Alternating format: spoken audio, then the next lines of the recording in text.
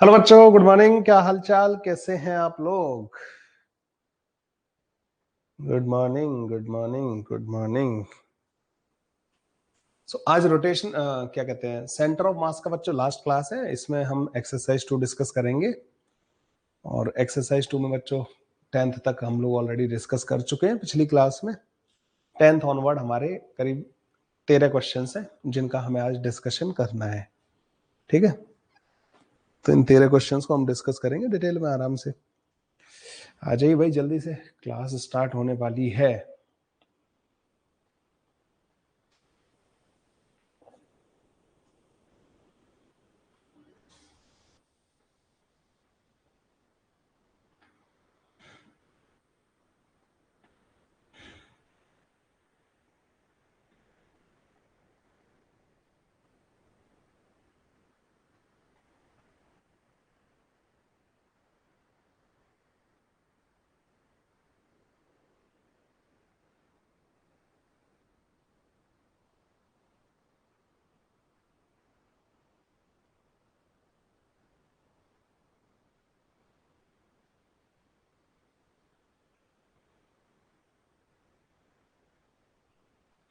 चलिए भाई।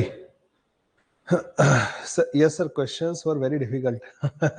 सर बहुत कम क्वेश्चन हो पाए हैं खुद से। हाँ, इसमें मतलब डिफिकल्ट तो है ना यार। ये एक्सरसाइज 2 है यार, एडवांस के लिए बोलता हूँ मैं कि एडवांस के लिए परफेक्ट है एक्सरसाइज। चलो, सो डिस्कस करना स्टार्ट करते हैं बच्चों। 11 से लेके 11th वाले में किसी बच्चे को डाउट है क्या? 11 से 15 तक जो जो डाउट है जल्दी से लिख दो। 11 से लेके 15 तक जो जो डाउट है बच्चों लिख दो। 11 से लेके 15 तक आपके जो भी डाउट्स हैं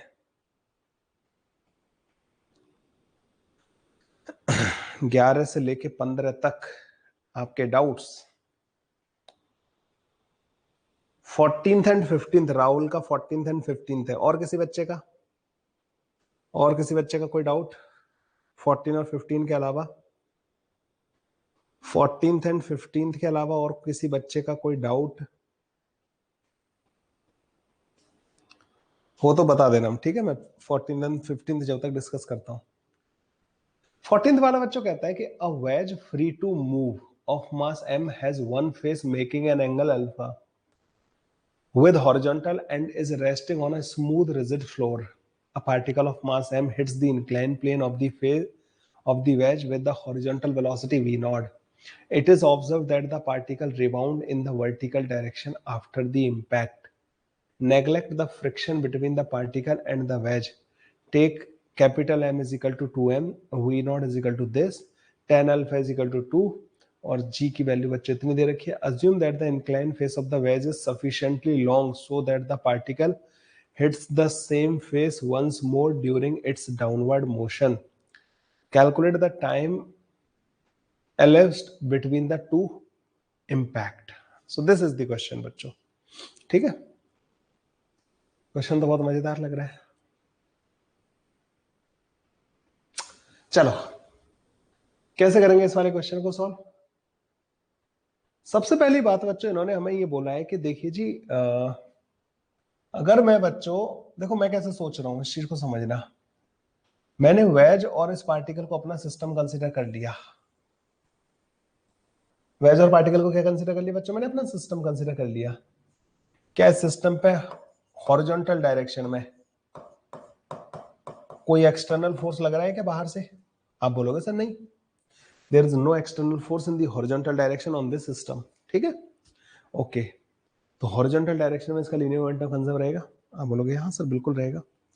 what about the vertical direction? Vertical direction में बच्चों नॉर्मल और mg है, और नॉर्मल बच्चों इंपल्सिव भी हो सकता है। तो वर्टिकल डायरेक्शन में मोमेंटम कंजर्व नहीं करेंगे, लेकिन हॉरिजॉन्टल डायरेक्शन में तो मोमेंटम इसका कंजर्व रहेगा। मुझे ये पता है कि ये जो पार्टिकल आ रहा था ना बच्चों, इसके पास हॉरिजॉन्टल मोमेंटम था और इसके पास कोई मोमेंटम नहीं था। टक्कर के बाद इन्होंने खुद बोला है कि ये पार्टिकल वर्टिकली रिबाउंड कर रहा है, मतलब it does not have any velocity in horizontal direction. तो इसका मोमेंटम किसके पास आ गया होगा? वेज के पास। तो टक्कर के जस्ट बाद में बच्चों वेज के पास एक वेलोसिटी आ जाएगी, और उस वेलोसिटी को मैंने लिख दिया v1। ये बच्चों वेज के पास वेलोसिटी आ जाएगी। ठीक है, कैसे पता किया, ये वाली बात समझ में आई आप लोगों को। और टक्कर के बाद this particle is going in vertical upward direction, ठीक है, the particle is going in vertically upward direction after the collision. मान लो इस वेलोसिटी को v2 मान लेते हैं, ठीक है। टक्कर के बाद बच्चों ये ऐसे जा रहा होगा पार्टिकल जो है। तो ये बच्चों जो वेलोसिटी v1 और v2 है ना, ये आफ्टर द कोलिजन है। बिफोर द कोलिजन बच्चों इसके पास सिर्फ हॉरिजॉन्टल वेलोसिटी थी, ठीक है। अब देखो, अगर तुमने इस पे इक्वेशन लगा दी ना लीनियर मोमेंटम कंजर्वेशन की हॉरिजॉन्टल डायरेक्शन में, तो वो आपके इस क्वेश्चन के सॉल्व होने के चांसेस को थोड़ा सा कम कर देगा। इसे बच्चों कैसे सॉल्व करेंगे, मैं इसमें इम्पल्स वाले कॉन्सेप्ट से सॉल्व करूंगा। आप बोलोगे सर इम्पल्स वाले कॉन्सेप्ट से सॉल्व करने के पीछे कोई कारण, खास वजह? वर्टिकल, देखो भाई, अगर लीनियर मोमेंटम कंजर्व करोगे ना तो सिर्फ तुम्हारे पास हॉरिजॉन्टल डायरेक्शन की इक्वेशंस आएंगी, वर्टिकल डायरेक्शन के बारे में कुछ पता नहीं लग पाएगा। लेकिन इम्पल्स अगर तुमने लगा ली तो जब ये इससे टकराएगा तो इस पार्टिकल के ऊपर इम्पल्स लगेगा नॉर्मल का, और वेज के ऊपर लगेगा बच्चों इधर की तरफ। ये इम्पल्स होगा बच्चों नॉर्मल जो लगाएगा इस पे पार्टिकल के ऊपर, इम्पल्स बाय द नॉर्मल, और वेज के ऊपर भी लगेगा बच्चों इम्पल्स बाय द नॉर्मल, है ना। तो इस पार्टिकल के इस इम्पल्स ने, इस इम्पल्स के दो कंपोनेंट आएंगे, ये एंगल अल्फा के बराबर, तो ये वाला अल्फा के बराबर होगा। तो impulse by the normal sine alpha जो होगा ना बच्चों, उसने इस पार्टिकल का जो हॉरिजॉन्टल मोमेंटम था ना उसको खत्म कर दिया, मतलब m इंटू वी नॉट के बराबर होगा। इम्पल्स का जो ऊपर वाला कंपोनेंट होगा आई एन कॉस अल्फा, उसने बच्चों इसको ऊपर की तरफ वेलोसिटी दे दी होगी, ये m इंटू वी टू के बराबर आ जाएगा। तो जो टेन अल्फा है ना बच्चों तुम्हारे पास, ये v naught divided by v two के बराबर आ जाएगा। और टेन अल्फा की वैल्यू हमें 2 के बराबर दे रखी है, तो जो वी टू आएगा ना बच्चों, वी नॉट डिवाइडेड बाई 2 के बराबर आ जाएगा। मेरे पास इसकी वर्टिकल वेलोसिटी आ गई बच्चों ना, किसकी, उस पार्टिकल की। टक्कर के बाद जब ये रिबाउंड मतलब ऊपर जा रहा होगा ना, वो वेलोसिटी आ गई मेरे पास। अच्छा, इससे इम्पल्स का इधर वाला component I N sine alpha, ये एक चीज के और बराबर होगा, किसके, आई एन साइन अल्फा इस वेज के मोमेंटम के भी बराबर होगा, 2m इंटू वी वन के बराबर भी होगा। तो वी वन भी बच्चों हमारे पास आ जाएगा, आई एन साइन अल्फा की वैल्यू कितनी थी, एम वी नॉट के बराबर, ये भी वी नॉट बाई 2 के बराबर आ जाएगा। तो v1 और v2 की दोनों की वैल्यू आ चुकी है बच्चों मेरे पास ना, v1 और v2 की दोनों की वैल्यू मेरे पास आ चुकी है।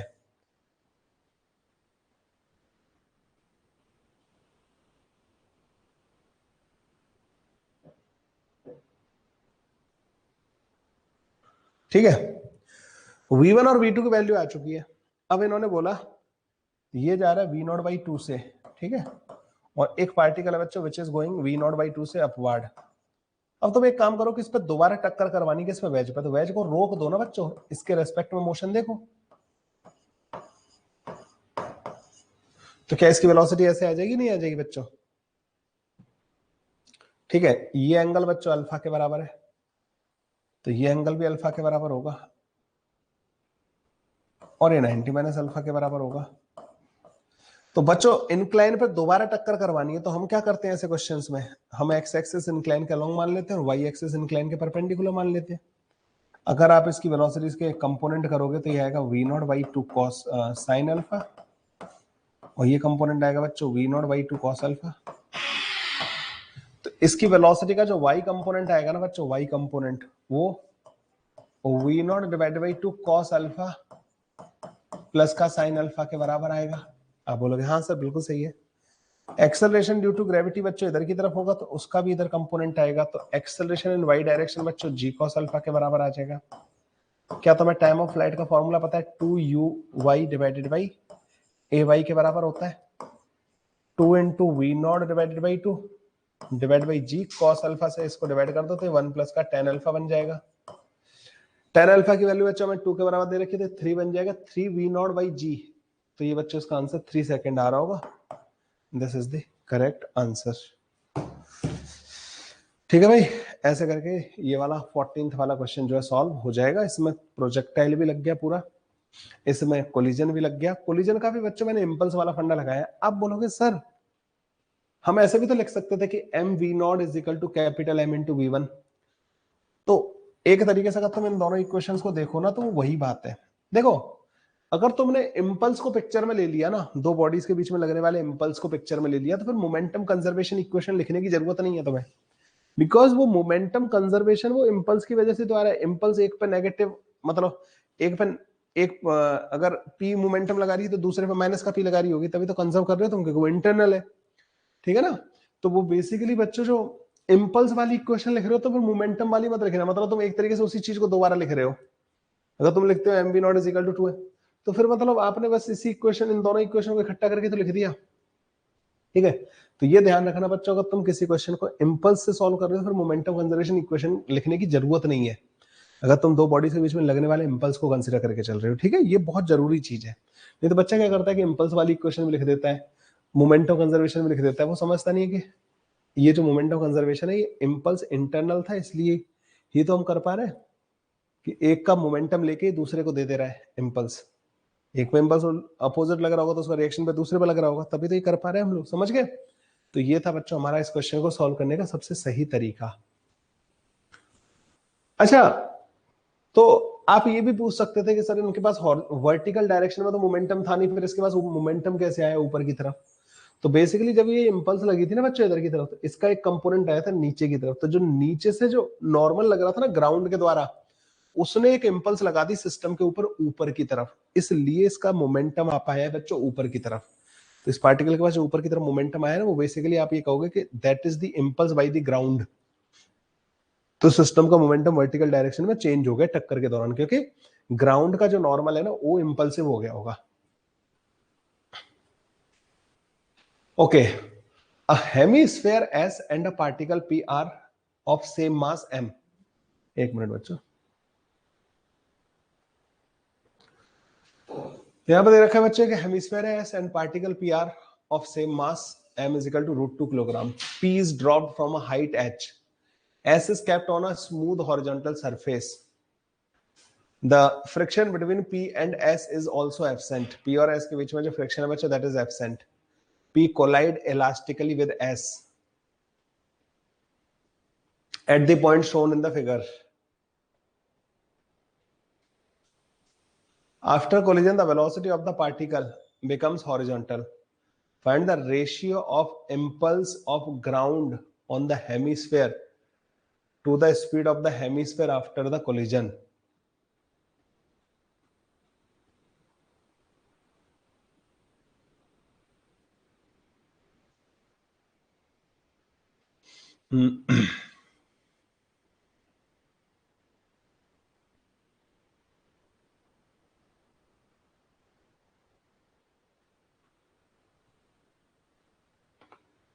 चलो भाई, अब इन्होंने बोला इलास्टिक कोलिजन है, पहली बात तो देखो ये ध्यान रखनी है, ठीक है।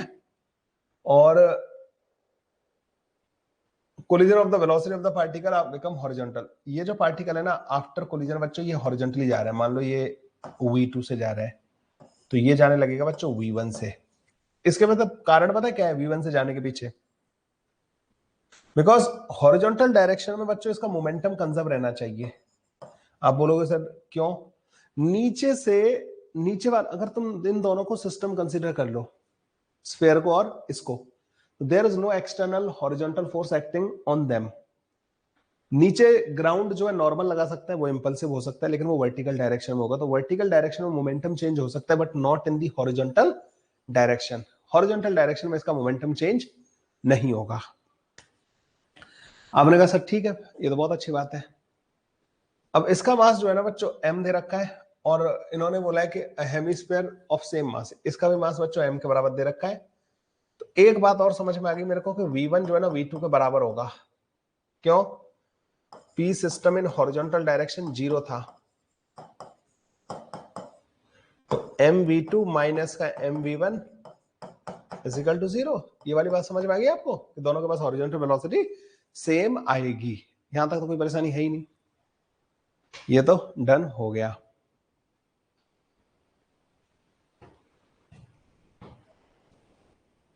टक्कर से जस्ट पहले इसकी कुछ वेलोसिटी कंसीडर कर लेते हैं बच्चों, वी नॉट। टक्कर से जस्ट पहले इसके पास कितनी वेलोसिटी थी बच्चों, वी नॉट के बराबर। ये होगी बच्चों line of impact, line of impact. आपको ये पता होना चाहिए कि along the line of impact इन्होंने बोला है कि ये कोलिजन जो है इलास्टिकली टकरा रहे हैं। इलास्टिक कोलिजन का मतलब होता है along the line of impact you can write velocity of approach is equal to velocity of separation, क्योंकि ई की वैल्यू 1 के बराबर है। लेकिन वो चीज किसके अलोंग करनी होती है? लाइन ऑफ इंपैक्ट के अलोंग। इसकी वेलोसिटी किधर है? लाइन ऑफ इंपैक्ट के अलोंग तो नहीं है, इसकी वेलोसिटी तो इस लाइन के अलोंग थी। तो इसकी अप्रोच वेलोसिटी जो आएगी इस लाइन ऑफ इंपैक्ट के अलोंग, जो कंपोनेंट आएगा वो आएगा बच्चों वी नॉट कॉस थीटा के बराबर। ये अप्रोच वेलोसिटी है।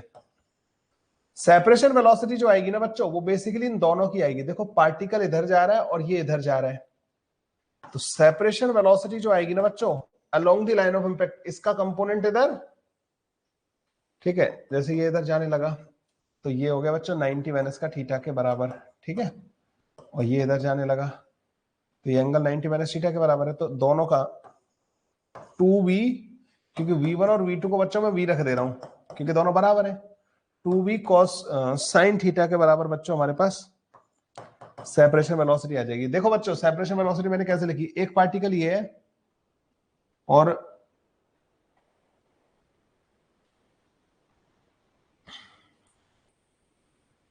एक पार्टिकल बच्चों ये है सपोज, और इस वाली लाइन के अलोंग तो मैं सेपरेशन वेलोसिटी लिखनी है इनकी ना, इस वाली लाइन के अलोंग ये इधर जा रहा है v से और ये इधर जा रहा है बच्चों v से,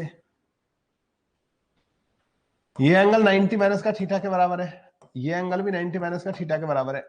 तो आप क्या करोगे, इन दोनों की वेलोसिटी का कंपोनेंट कर लोगे इधर की तरफ v sin थीटा, इसका भी कंपोनेंट करोगे बच्चों इधर की तरफ v sin थीटा, इधर आ जाएगा बच्चों v cos थीटा और ये आ जाएगा बच्चों v cos थीटा के बराबर। समझ गए? तो इस लाइन ऑफ इंपैक्ट के अलोंग इनका सेपरेशन किस रेट से हो रहा है, दोनों ऐड करेंगे ना 2v sin थीटा के बराबर, तो velocity of separation 2v sin theta के बराबर आ जाएगी। तो ये जो 2v sin थीटा है ना बच्चों, ये v नॉट cos थीटा के बराबर होना चाहिए। एक रिलेशन बच्चों हमारे पास यहां से आ जाएगा, हमें v नॉट भी नहीं पता, हमें v भी नहीं पता, ठीक है, हमें ये दोनों चीजें भी नहीं पता है बिल्कुल भी। पहला पार्ट समझ में आया बच्चों आप लोगों को, ये वाला, ठीक है। तो ये इस तरीके से बच्चों पहले तो ये इक्वेशंस इसमें लिख लेंगे। This question is a little bit, मतलब this one is more difficult one, ठीक है। अब आती है बच्चों इसमें पिक्चर में आना पड़ेगा, आपको इंपल्स को भी पिक्चर में लाना पड़ेगा। तो जब ये पार्टिकल इस स्फीयर से टकरा रहा है ना बच्चों, यहां पे जब टक्कर हो रही है at the time of collision, इसके ऊपर इंपल्स लगेगी, इसके ऊपर ऐसे लगेगी और इसके ऊपर ऐसे लगेगी। तुम लोगों से जो इन्होंने पूछा है ना, पता है क्या पूछा है इन्होंने तुमसे? जो क्वेश्चन में पूछा है, जो तुम्हें फाइंड करना है, फाइंड तुम्हें ये करना है ratio of the impulse of ground on the hemisphere, impulse by the ground to speed of the hemisphere. ये पूछा है तुमसे इन्होंने ना, ये चीज पूछी है, ठीक है। अब देखो बच्चों जो ये इंपल्स लगी है ना, ये वाली इंपल्स, ये इसके दो कंपोनेंट हो जाएंगे इस इंपल्स के। हेमिस्फीयर पे एक तो इंपल्स इधर आएगा, एक इधर आएगा, तो हेमिस्फीयर पे ग्राउंड जो है एक इंपल्स लगाएगा, ये इंपल्स बाय द ग्राउंड होगा, और ये बच्चों आई कॉस थीटा होगा और ये आई साइन थीटा होगा, ठीक है। आई कॉस थीटा और आई साइन थीटा। हेमिस्फीयर के नीचे जा रहा है नहीं, मतलब हेमिस्फीयर पे एक इंपल्स लगी थी आई कॉस थीटा, जो इसको नीचे लेके जाना चाहती थी, उसको ग्राउंड के इंपल्स ने खत्म कर दिया। तो क्या ये जो आई जी है बच्चों, ये आई कॉस थीटा के बराबर होगा डिवाइडेड बाई बी? अब बोलोगे हाँ सर बिल्कुल सही बात है, आई कॉस थीटा के बराबर होगा। अब बच्चों इस वाले पे आ जाओ, पार्टिकल के ऊपर। पार्टिकल के ऊपर इंपल्स इधर की तरफ लग रहा होगा, ये एंगल थीटा है तो ये एंगल भी थीटा होगा। पार्टिकल के ऊपर जो इंपल्स है उसका एक कंपोनेंट ऊपर आएगा आई कॉस थीटा और एक कंपोनेंट इधर आएगा आई साइन थीटा। तो पार्टिकल का जो मोमेंटम था ना नीचे की तरफ, उस मोमेंटम को किसने खत्म किया है? पार्टिकल का जो नीचे की तरफ मोमेंटम था उसको किसने खत्म किया है? उसको बच्चों खत्म किया है आई कॉस थीटा ने। तो जो आई कॉस थीटा है ना बच्चों, वो basically m into v naught के बराबर है।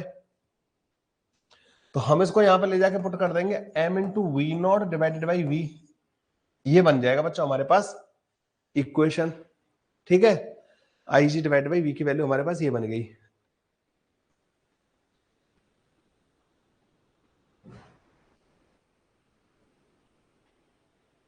अच्छा, एक रिलेशन बच्चों यहां से बनेगा कि जो आई साइन थीटा है वो एम बी के बराबर है और I cos theta M B naught के बराबर है, ठीक है।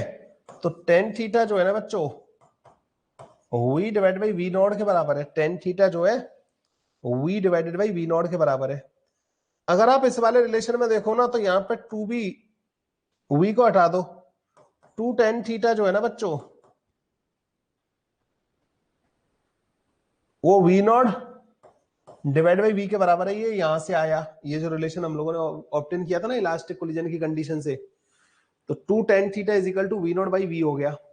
टेन थीटा की वैल्यू बच्चों v divide by v naught है, तो two v divided by v naught is equal to v naught divided by we.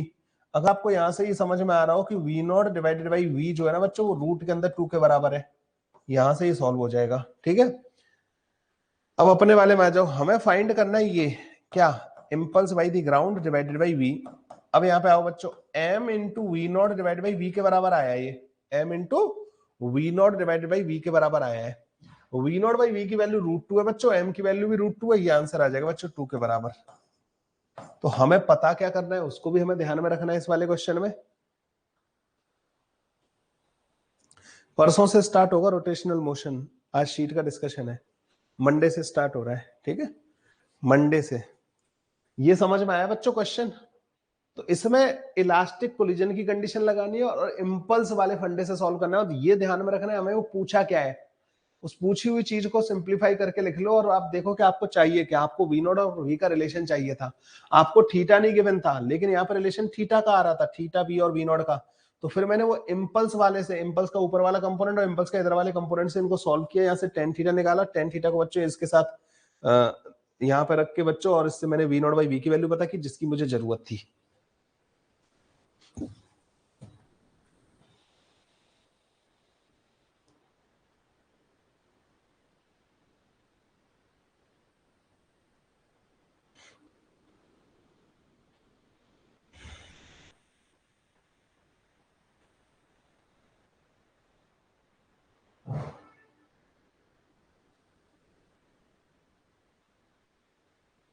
Done बच्चों।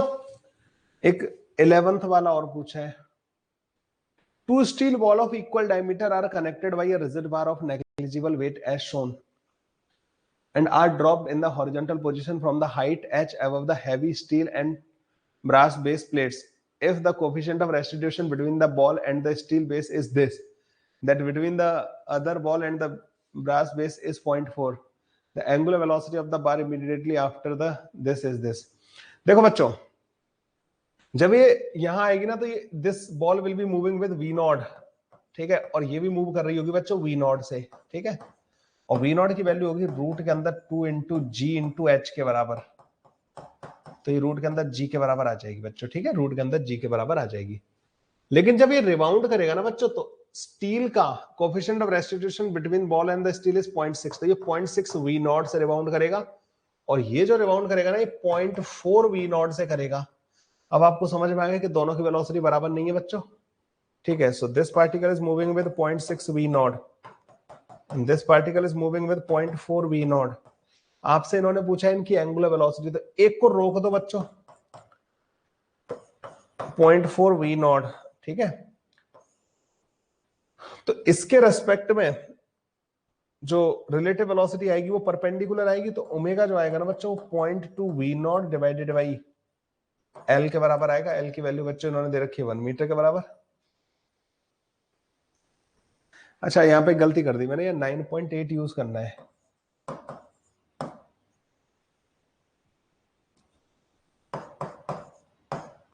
9.8 इंटू 2, तो ये गलत लिख दिया ना मैंने,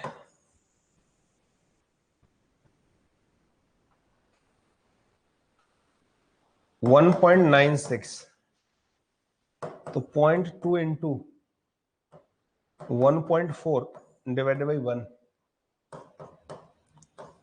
0.28 which is equal to 28 into 10 to the power minus का 2 रेडियन पर सेकंड के बराबर आ जाएगा बच्चों, ठीक है। This will be the answer 28।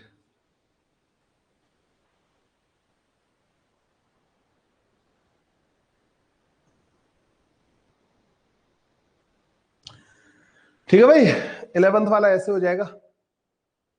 अब आ जाओ बच्चों 16 से लेके 20 तक, 16 से लेके 20 तक बच्चों कोई डाउट हो आप लोगों को?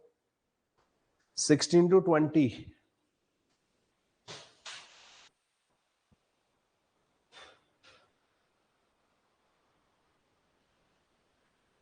16 से 20 तक बच्चों डाउट आपका? तुम अब समझ रहे हो क्यों सिलेक्शन नहीं होते बच्चों के?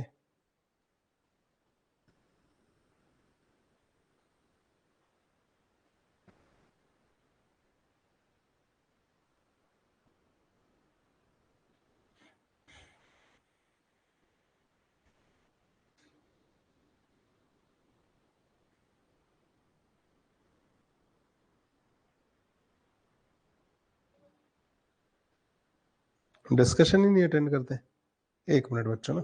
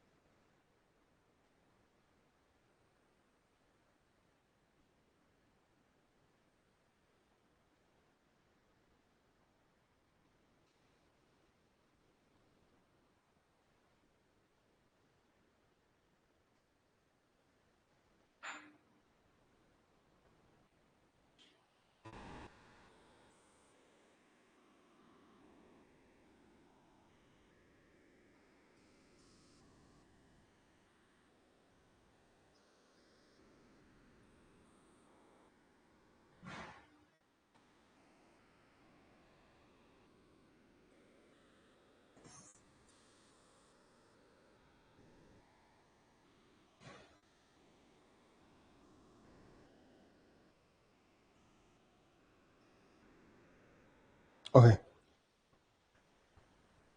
17, 18, 19, 20,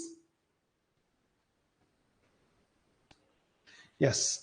17 वाला बच्चों बहुत अच्छा क्वेश्चन है। Uniform chain of mass this and this hang on a thread and touches the surface of a table by it's lower and, find the force exerted by the table on the chain when 0.5 meter of chain has fallen on the table। देखो बच्चों, यहाँ पे chain का ना 0.5 metre length already यहाँ पे रखा हुआ है, ठीक है।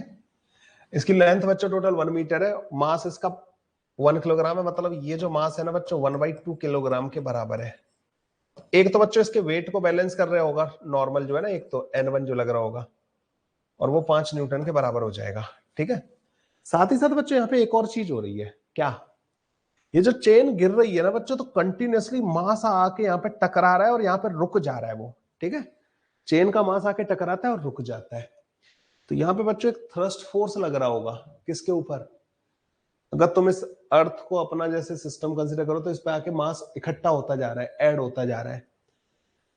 तो ये जो मास आने वाला है ना बच्चों अगले dt सेकंड में, मान लो चेन की किसी टाइम पे वेलोसिटी v है, ठीक है, चेन की स्पीड v हो गई है, तो dt टाइम में जो मास आके टकराने वाला है ना बच्चों, उसकी लेंथ होगी v dt के बराबर।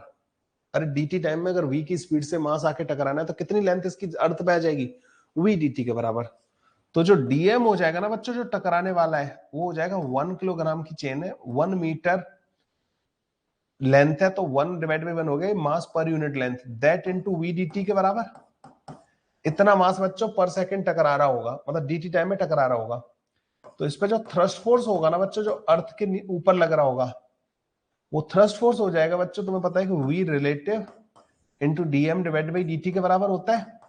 अब बताओ अर्थ के रेस्पेक्ट में जो ये मास है वो कितनी वेलोसिटी से आ रहा है? v की वेलोसिटी से, तो ये v इंटू v के बराबर नहीं हो जाएगा बच्चों, ये dt नीचे ले जाऊंगा मैं, तो dm बाई dt v के बराबर आ रहा है बेसिकली ना।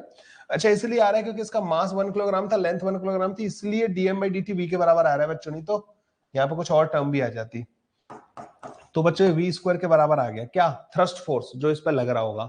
अब आप ये कहोगे सर क्या मैं इस v को कैलकुलेट कर सकता हूं? यस बच्चों, ये चेन की अच्छी बात पता है क्या होती है, कि चेन में ऐसे लिंक होती हैं।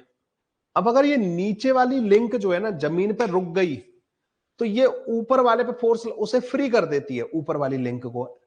तो चेन का जो लिंक जमीन पे टकरा गया और उससे ऊपर वाले जो हवा में है, उनके बीच में आपस में कोई फोर्स नहीं लगता। चेन में अच्छी बात ये होती है, मतलब जो हवा में है उनका फ्री फॉल हो रहा है। तो अगर इनका फ्री फॉल हो रहा है जी एक्सेलरेशन से, तो पहले इसकी लेंथ थी बच्चों 1 मीटर, अब रह गई है यहां पे आधा मीटर। मतलब ऊपर वाला एंड जो है आधा मीटर नीचे आ चुका है। उस आधा मीटर के दौरान उसने कितनी स्पीड अटेन कर ली होगी इस एंड ने? तो v square is equal to u square plus का 2g इंटू आधा मीटर।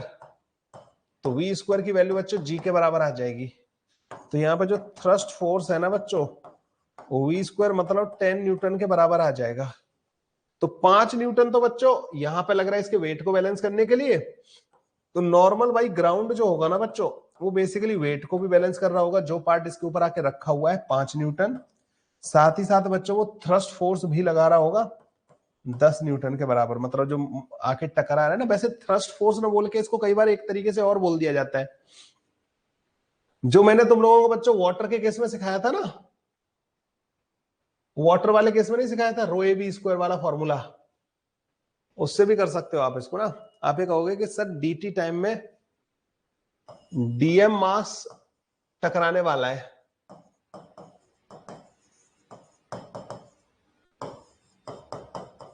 किसके ऊपर? ग्राउंड के ऊपर, ठीक है। डीएम मास, डीएम की वैल्यू कितनी आई वो लिखी हुई है वी dt के बराबर, ठीक है। डीएम की वैल्यू हमने वहां पे मैंने पता कर ली थी। किस स्पीड से टकरा रहा है? वी की स्पीड से। तो कितना मोमेंटम ट्रांसफर करेगा dt टाइम में? तो जो मास है, और मास कितना है? वी dt, ठीक है। इतना मास है, वी स्पीड से चल रहा है, तो इतना मोमेंटम ट्रांसफर करेगा। तो ये डीपी हो गया। और तुम्हें पता होगा कि डीपी बाई dt जो है वही फोर्स होता है जो ग्राउंड पे लग रहा होगा, which is equal to v square. आप इसको ऐसे भी सॉल्व कर सकते हो, ठीक है।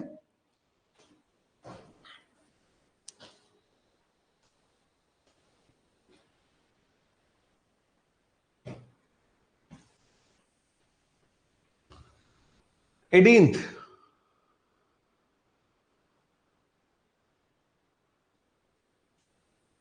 a plate of mass m is moved with a constant velocity v equal to 40 meter per second against the powder of the dust particle moving with constant velocity 40 meter per second in the opposite direction. Stick to the plate as shown. The density of the dust is this.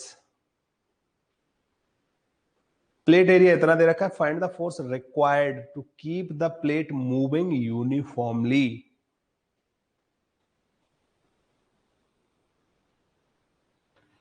आप इसको constant velocity से move कराना चाहते हो।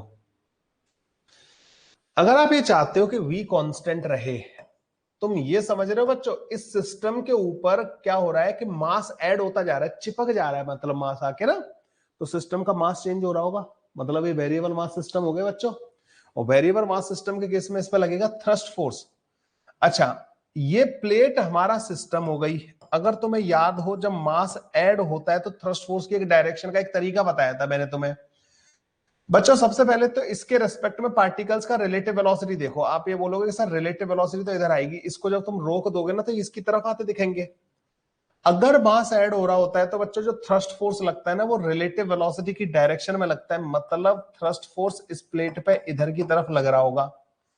F minus का F T H is equal to M DV divided by D T के बराबर होगा। और DV divided by D T इन्होंने बोला है 0 के बराबर है, क्योंकि स्पीड चेंज नहीं हो रही उस सिस्टम की, ये बोला है ना इन्होंने। मतलब जो एक्सटर्नल फोर्स है वो थ्रस्ट फोर्स के बराबर होगा। थ्रस्ट फोर्स जो होता है वो वी रिलेटिव, अगर आप इसका रिलेटिव वेलोसिटी देखोगे ना बच्चों, that comes out to be 40 metre per second, sorry 80 metre, क्योंकि 40 से ये आ रहे हैं और 40 से प्लेट जा रही है, 80 मीटर पर सेकेंड हो जाएगा, ठीक है। ओके, अब यहां पे आएगा बच्चों माइनस का DM divided by D T. अब ये डीएम बाई डी टी कैसे पता करेंगे?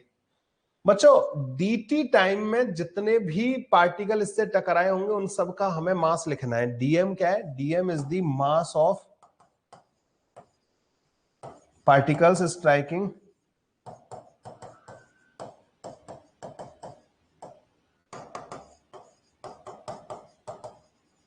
इन dt टाइम। dt टाइम में बच्चों जो पार्टिकल टकरा रहे होंगे ना प्लेट से, उनके मास को हम बोल रहे हैं dm। अब कैसे पता करोगे? देखो बच्चों dt टाइम में ये प्लेट जो है ना v dt आगे चली जाएगी, और dt टाइम में मान लो एक लेयर यहां पे मानो वो भी लेयर आ जाएगी v dt आगे। तो इतने मॉलिक्यूल जो है प्लेट से टकरा गए होंगे, क्योंकि प्लेट भी आगे आई और यहां पे जैसे प्लेट यहां तक आई, तो इससे v dt आगे वाले मॉलिक्यूल यहां पे आगे होंगे dt टाइम के अंदर। तो 2v dt लेंथ के मॉलिक्यूल बच्चों इससे आके टकरा गए होंगे। तो dm जो होगा ना बच्चों, dm वो इस वॉल्यूम का टोटल मास होगा। इन्होंने डस्ट पार्टिकल की डेंसिटी दी है, density is 10⁻³ into volume 2v dt into area 10 ठीक है। तो dm आ जाएगा बच्चों मेरे पास, 2v की वैल्यू 80 के बराबर है, dm बाई dt आ जाएगा बच्चों 80 इंटू दैट, तो 0.8 के बराबर आ जाएगा। तो ये 80 इंटू 0.8 64 न्यूटन आंसर आ रहा होगा।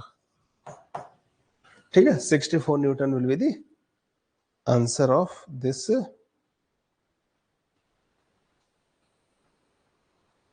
क्वेश्चन।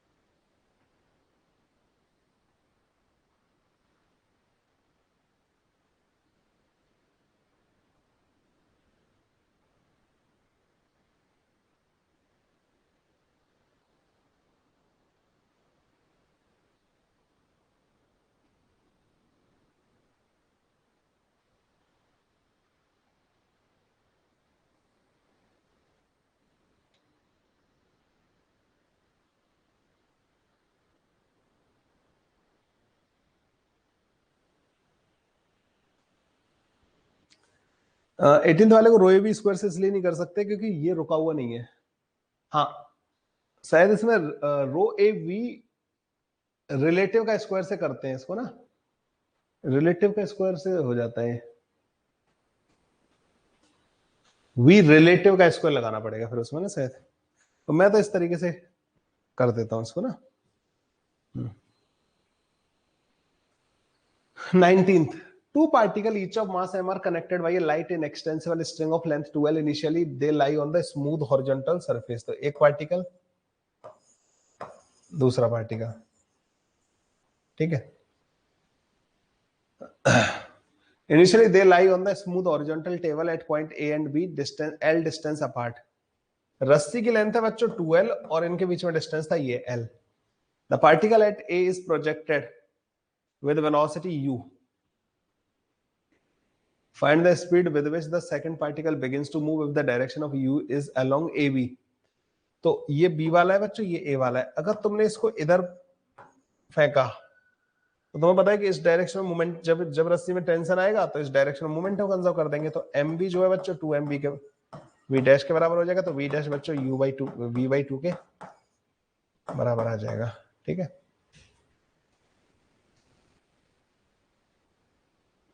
एक मिनट, अलोंग BA, B से A की तरफ। ये माइनस बच्चों से डायरेक्शन वायरेक्शन के चक्कर में आ रहा होगा, वो AB लाइन को पॉजिटिव कंसीडर कर रहे होंगे।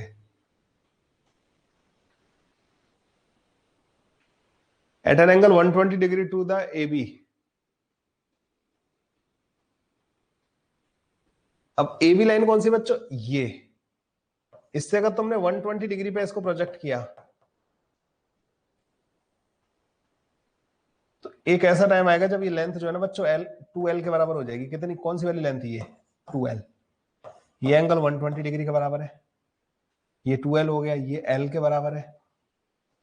ये बच्चों यहाँ पे ऐसे चल रहा होगा उस टाइम पे u से, लेकिन रस्सी अब ऐसे हो गई तो बच्चों पता है क्या होगा, रस्सी क्या करेगी, इस एंगल को बोल देता हूं अल्फा, तो इसकी वेलोसिटी के मैं दो कंपोनेंट कर लूंगा, u साइन अल्फा और u कॉस अल्फा। अब इस u कॉस अल्फा की वजह से बच्चों इस पे लगेगा जर्क, और ये दोनों इस डायरेक्शन में दोनों एक साथ चलने लगेंगे क्योंकि रस्सी जो है इंपल्स लगा देगी। तो ब्लॉक किया था, लिंक वगैरह शेयर कर दी होगी इसने पक्का किसी की ना, उसको उड़ा दिया था मैंने ग्रुप में से। अमन का पूछ रहे हो ना आप?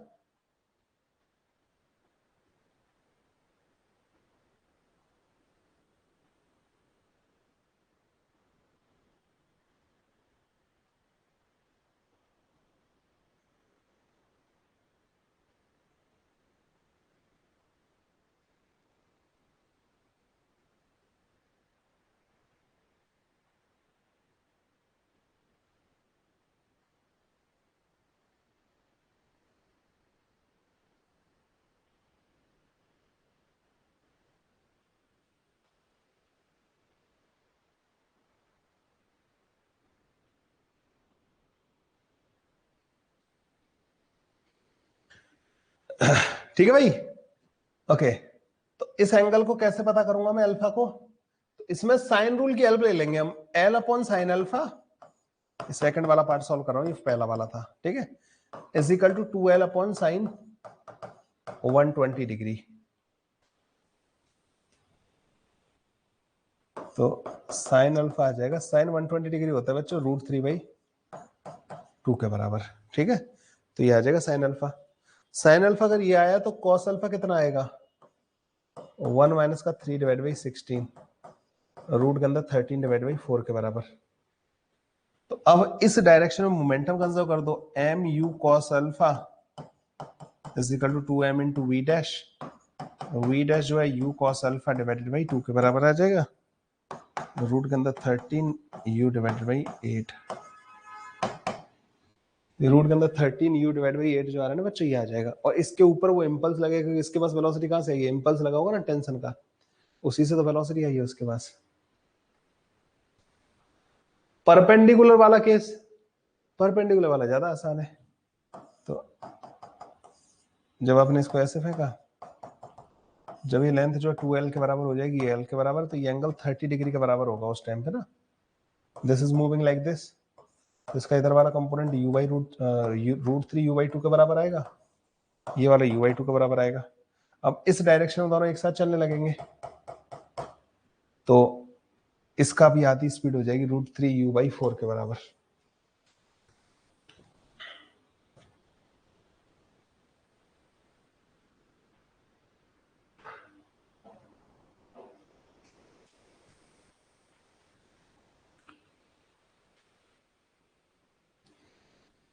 ट्वेंटी का बी एंड सी,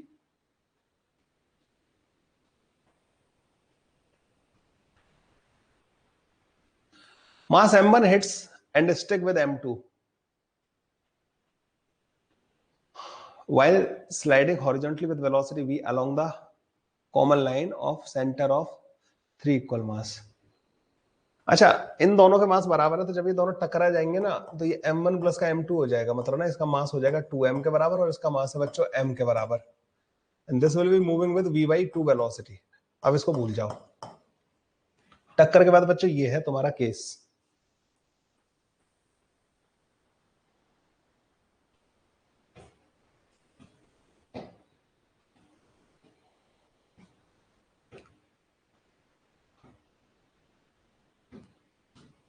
dm/dt पता करने के लिए एक काम करो, तुम प्लेट को रोक दो, तो पार्टिकल्स की वेलोसिटी v रिलेटिव मतलब 2v के बराबर हो जाएगी।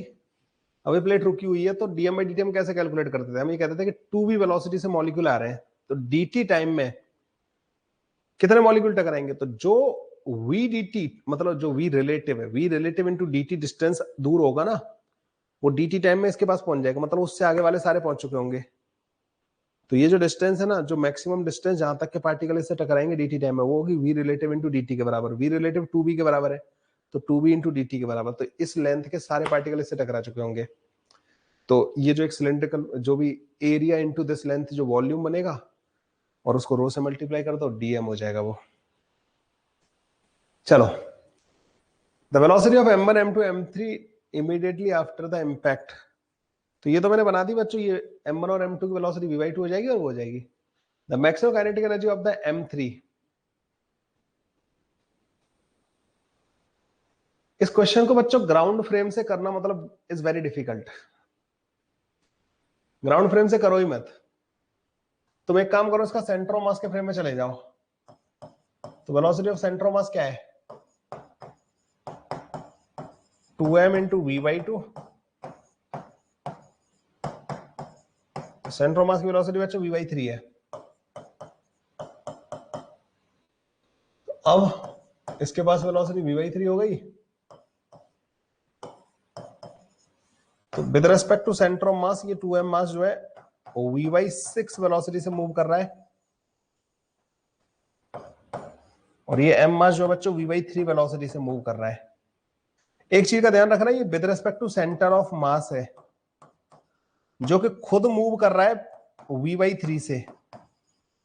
तुमने इसको रोक दिया है। अब एक चीज का ध्यान रखना, तुम सेंटर ऑफ मास के रेस्पेक्ट में देखोगे तो मैंने तुम्हें बताया था कि इनकी वेलोसिटी ये होंगी, ये जो भी वेलोसिटीज है घटेंगी, जीरो होंगी, फिर जीरो होने के बाद फिर ये दूसरी डायरेक्शन में बढ़ेंगी, फिर मैक्सिमम होंगी। ठीक है,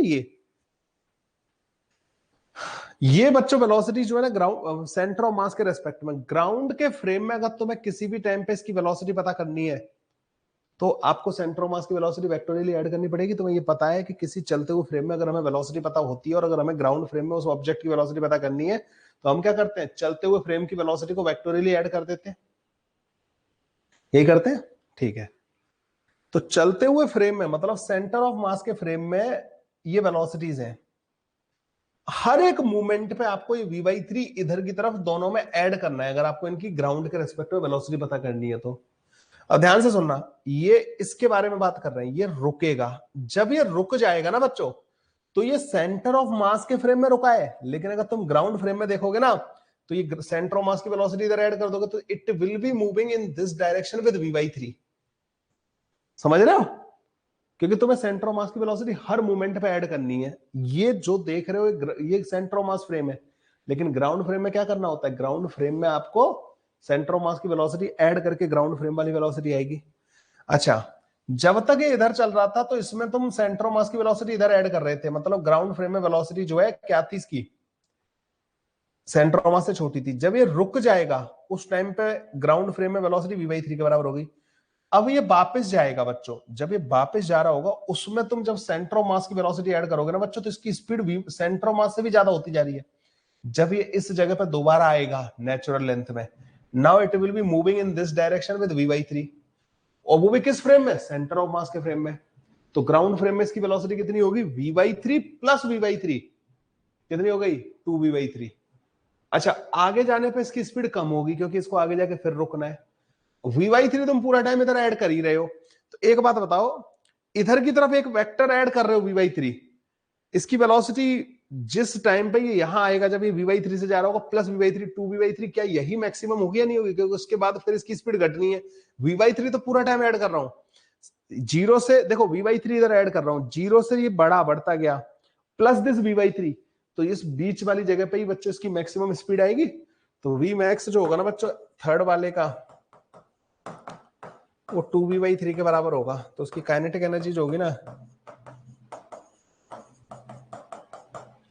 हाफ m 2v/3 का स्क्वायर के बराबर आ जाएगी। ठीक है, 2mv² डिवाइडेड बाई 9 के बराबर। तो ये 2mv² डिवाइडेड बाई 9 आ जाएगा। ठीक है, the minimum kinetic energy of m2। अब m2 को देखो बच्चों, m2 वाले की जो मैक्सिमम वेलोसिटी है सेंटर ऑफ मास के रेस्पेक्ट में v/6 है। m2 वाले में भी बच्चों पूरा टाइम आपको ये v/3 ऐड करते जाना है। जब ये रुकेगा ना यहाँ पे, तो उस टाइम पे इसकी वेलोसिटी v/3 होगी। फिर जब उल्टा आएगा उस टाइम पे बच्चों इसकी स्पीड v/6 इधर होगी, और वो मैक्सिमम होगी इधर की तरफ, प्लस v/3 उधर की तरफ, दोनों का रिजल्टेंट आ जाएगा बच्चों v/6, तो इसकी स्पीड जो है ना v/6 होगी मिनिमम।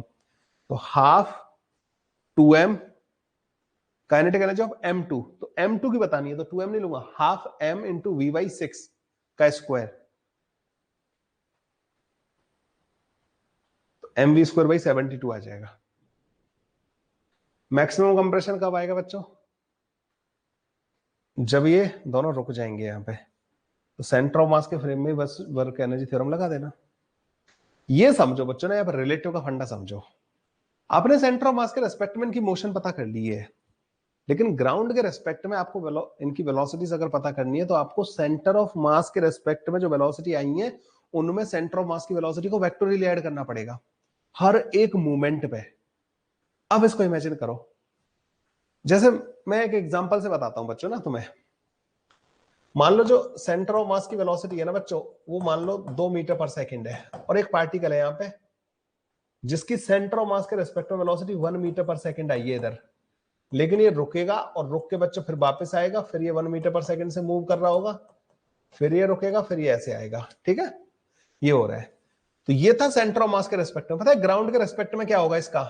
जब इसकी 1 थी ना बच्चों, तो 1 प्लस का 2 होगी उस टाइम पे ग्राउंड के रेस्पेक्ट में।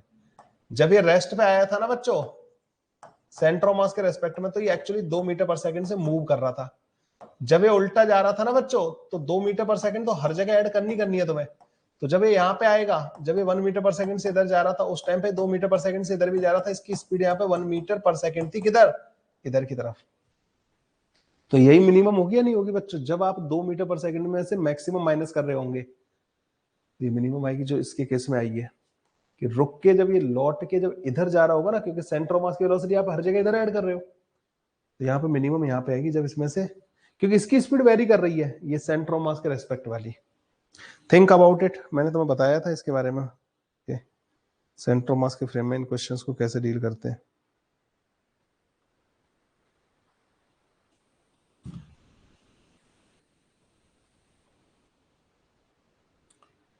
हाँ भाई, up to 23, any more doubts? Up to 23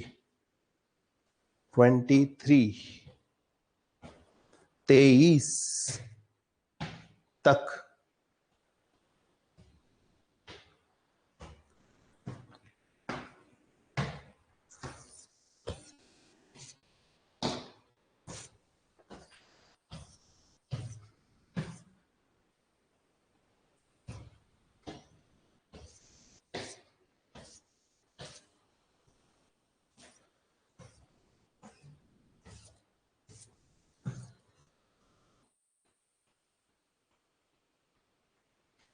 इक्कीस and 22, a flexible chain of length L and mass M, ये वही है जो मैंने अभी कराया ना 15 न्यूटन वाला जो आया था, ये वही क्वेश्चन है।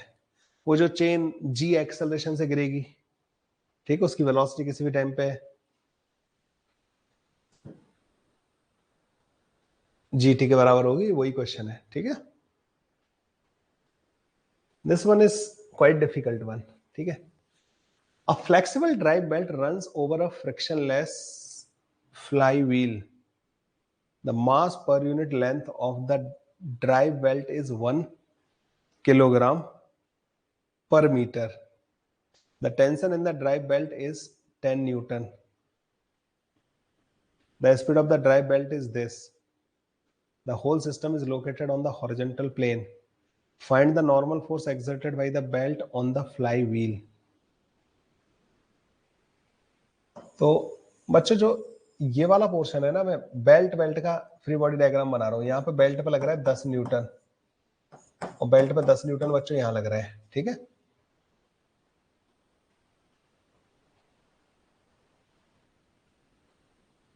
अच्छा, बेल्ट के ऊपर नॉर्मल ऐसे लग रहा होगा,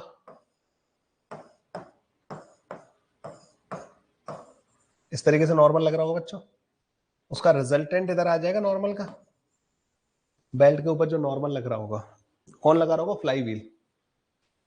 भाई बेल्ट इसको प्रेस कर रही होगी ना, तो फ्लाई व्हील नॉर्मल ऐसे लगाएगा ना बेल्ट के ऊपर, तो बेल्ट के ऊपर नॉर्मल ऐसे लग रहे होंगे, इनका रिजल्टेंट उधर की तरफ आ जाएगा।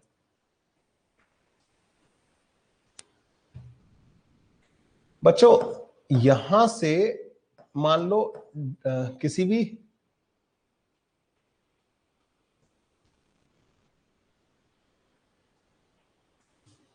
dt टाइम में dm मास यहां से एंटर कर गया, और dm की वैल्यू पता है कितनी होगी?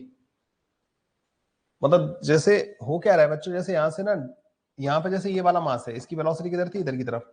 लेकिन जब ये यहां से निकल के जा रहा है ना बच्चों, तो इसकी वेलोसिटी इधर हो गई है। तो आप ये देख रहे हो, अगर तुम इसको जैसे सिस्टम की तरह कंसीडर करो, तो आप ये देखोगे कि dt टाइम में हर बार इधर से मोमेंटम आ रहा है जो कि इधर की तरफ है, लेकिन निकल के यहां से कैसा जा रहा है? अगर तुम इसको बाउंड्री बना दो यहाँ पे, तो तुम ये कहोगे कि देखो ये मास इसके अंदर एंटर करने वाला है जो इधर मोमेंटम लेके जा रहा है, और ये मास इसके अंदर से निकल रहा है जो मोमेंटम इधर लेके जा रहा है। तो यहां पर कुछ मोमेंटम ट्रांसफर हो रहा है बच्चों। सिस्टम में मोमेंटम एंटर कर रहा था लेकिन निकल के वैसे जा रहा है अलग तरीके से। बेल्ट के पास कुछ मोमेंटम था, लेकिन बेल्ट का मोमेंटम जो है बच्चों चेंज कैसे हो जा रहा है? ऐसे था लेकिन वो ऐसे चला जा रहा है। बाद बाकी को कंसिडर नहीं कर रहा हूं मैं, बाद बाकी तो अपना मोमेंटम मेंटेन किए हुए है। लेकिन ऐसे ही लग रहा है ना कि ये मोमेंटम एंटर कर रहा है, और मतलब कुछ मास एंटर कर रहा है जो इसके पास अपना मोमेंटम है इधर की तरफ, और निकल के जा रहा था मोमेंटम इधर की तरफ हो गया।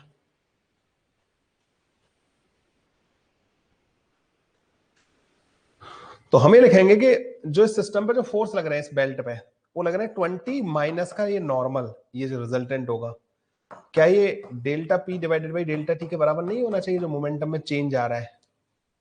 अच्छा, अब डेल्टा पी कैसे लिखूंगा मैं? डेल्टा पी, तो ये जो dt टाइम में जो मास एंटर कर रहा है ना, वो होगा 2dt के बराबर, मतलब vdt के बराबर। vdt के बराबर लेंथ एंटर करेगी, और उसका मास पर किलोग्राम कितना है बच्चों? 1 किलोग्राम पर मीटर। इतनी लेंथ बच्चों यहाँ पे एंटर कर रही है 2dt के बराबर, 1 किलोग्राम मीटर पर सेकंड इसका वो है।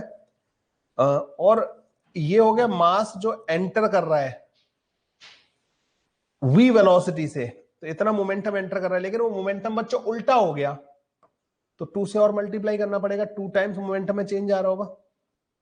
तो तुम अगर इस dp बाई dt को देखोगे ना, तो वो आ जाएगा बच्चों तुम्हारे पास 8 के बराबर। You get n is equal to 12 newton. 12 newton बच्चों नॉर्मल यहां पे लग रहा होगा।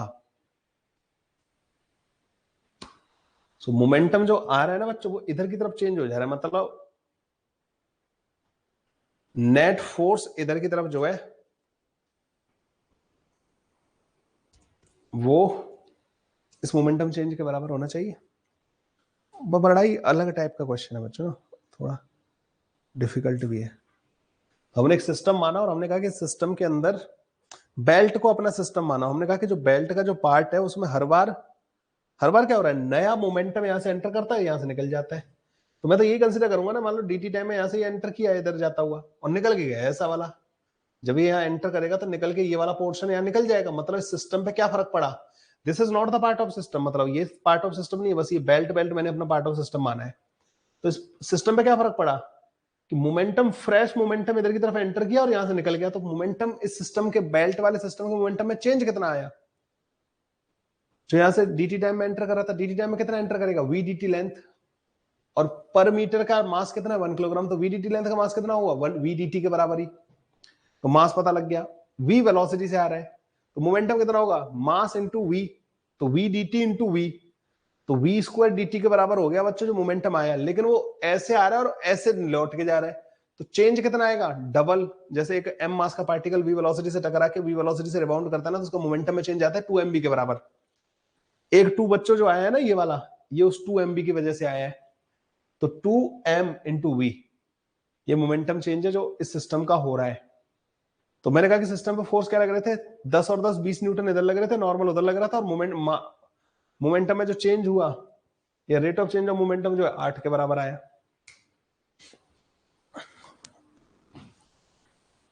चलो भाई, फिर तुम्हारा ये डिस्कशन खत्म हुआ। So centre of mass is over, और आप लोग जो है बच्चों कर लेना। देखो इसके क्वेश्चंस अगर आप लोगों ने नहीं किए तो मैंने वो जो तुमने मेरे से पूछा मैंने वो डिस्कस करा दिया, ठीक है? और ये मैं हमेशा करता हूं, जो तुम मुझसे पूछते हो मैं डिस्कस करा देता हूं।